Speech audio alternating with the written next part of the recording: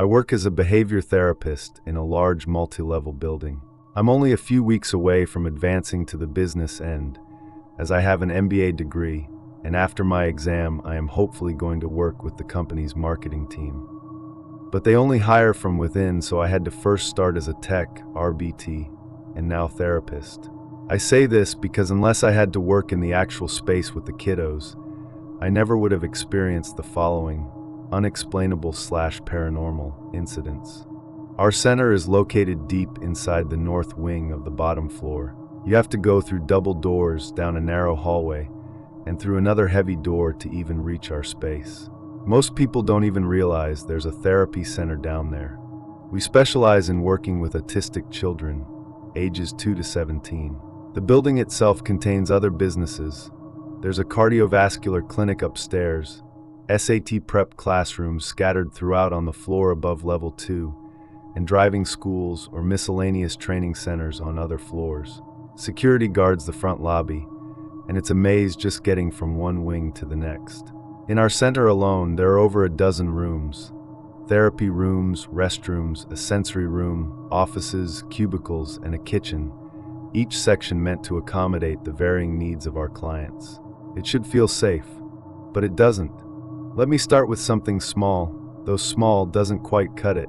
I was working with one of our kiddos, a little boy who always tries to lock the bathroom door, a habit we closely monitor because elopement is a constant concern. Sometimes he locks the door and would giggle like he's playing a prank on me, but even this type of behavior was so not like him.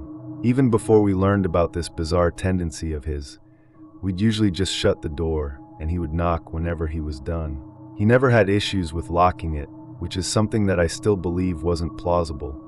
This kiddo does not play pranks and he is barely verbal. Before we were instructed to wedge the door open with our foot, I would often experience something I cannot explain. One day, he used his PC's board, requesting to use the restroom.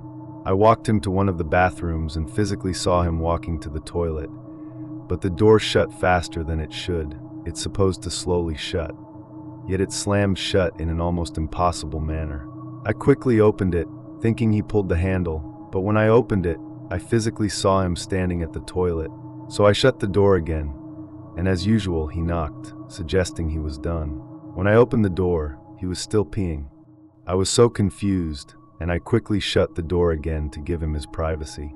A couple seconds later, I heard and felt 3 very hard knocks, like a full-grown adult knocking with larger knuckles from the other side. My heart dropped because it didn't sound like the knock of a child. I opened it again. He hadn't moved. He was still peeing, totally unaware. It made no sense. The bathrooms are large. There's no way to play a trick like that, especially not while peeing and being monitored. I heard the pee still falling, so there's no way he stopped, ran to knock, and went back to peeing. It would not be possible to do this in under 2 to 3 seconds. Several weeks later, we were told not to fully close the door during bathroom breaks, due to this kid's tendency to strangely lock it shut. Yet, I still experienced this same unexplained occurrence. It was definitely not just 1 or 2 times.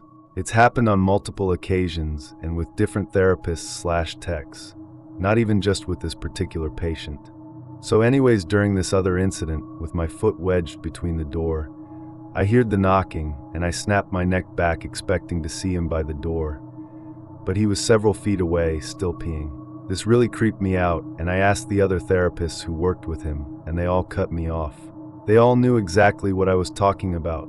We'd laugh and say the building haunted, but deep down it wasn't so funny. We were genuinely unsure of how to feel. Then there was the pen incident. One of my co-workers was writing notes while training a new tech with a black pen, literally mid-sentence, when she paused and said, "Where did my pen go?" We all laughed. She had just been writing. We checked her lap, the floor, the table, even behind her ears. She shot up out of her seat and reached into her pockets too, nothing. Then she opened a drawer, then another. Still nothing. She opened a third one. A plastic baggie was inside, and the pen was in the bag. We all saw it at once. There's no world in which she could have dropped it in there. We would have noticed. We weren't even near that side of the room, and she didn't even touch that drawer before. It was like something placed it there to mess with us. Things always go missing in our facility. Toys, snacks, supplies, paperwork. Just last week, I pulled out a labeled plastic bag filled with coins for a therapy activity. It was gone. Not in the bin, not on the floor. I assumed it was misplaced. I asked my coworker, who works in the space right next to mine, if she saw it. I even joked and said it was a ghost. We laughed, and she was made aware that this bag mysteriously vanished. I walked to toss something in the trash, came back, and now the bag was sitting right there. I told her and we both gasped. It was in the bin again, but the other labeled bag was gone now. I blinked, trying to make sense of it. Again I asked my coworker, and she shrugged her shoulders. We both exchanged nervous glances and laughed it off again, but it was clear by the energy between us that something wasn't right. Later, after taking my kid to the playroom for his earned break, I returned to find the second missing bag neatly placed on my chair. I asked my coworker if she found it, and her face drained. She whispered, "No, I haven't even seen it since earlier." She walked over, looked at the chair, and just stared at it. I swear on my life, I didn't put that there. There's always laughter after things like this, nervous, hollow laughter. We all agree the place is haunted, but none of us want to admit how much it scares us. We joke, we cope. But the truth is, there's a shared fear no one really says aloud. Another time, a coworker was walking with a 13-year-old client, hand in hand, when the kid suddenly froze, causing her body to briefly yank backwards. She turned to redirect him, and her blood ran cold. Her hand was empty, and her kiddo was staring at her, several feet away at the opposite end of the hall, where they initially started walking. The boy was staring blankly at her, but she could still feel a hand in hers. Whoever she was holding wasn't him. Her knees buckled. She told us she nearly fainted. There's more. We hear children screaming in rooms no one is in. Glow-in-the-dark stars in our sensory room peeled off and dropped to the floor on their own.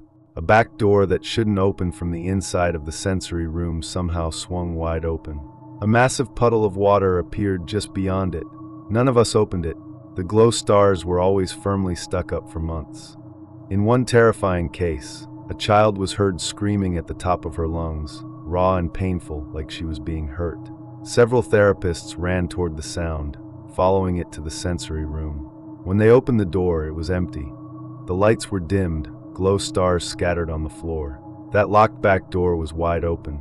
Our staff on the other side of the building swore they saw a child run toward the kitchen, but every kid was accounted for. When we reached the kitchen, the fridge door was open. Several juice boxes had been removed. One was teetering on the edge of the counter. Then there's the bathroom incident, the one that still makes my skin crawl. We heard someone violently vomiting. The bathroom door was locked from the inside. The lights were on, flickering. A manager assumed it was a sick co-worker and grabbed the master key. We all stood there listening to the sounds, horrible, real gagging sounds, until she finally opened the door. There was no one there. No vomit. No person. Just the stench. An overwhelming smell that made every one of us recoil and gag. And then the toilet flushed on its own. We all ran, dragging our kids with us. The building is always freezing cold. That kind of cold that seeps into your bones, even in summer. The air feels heavy. Toys fall from shelves when no one is near. Cabinets slam shut when the kitchen is empty. Doors click locked and unlock themselves. Lights flicker.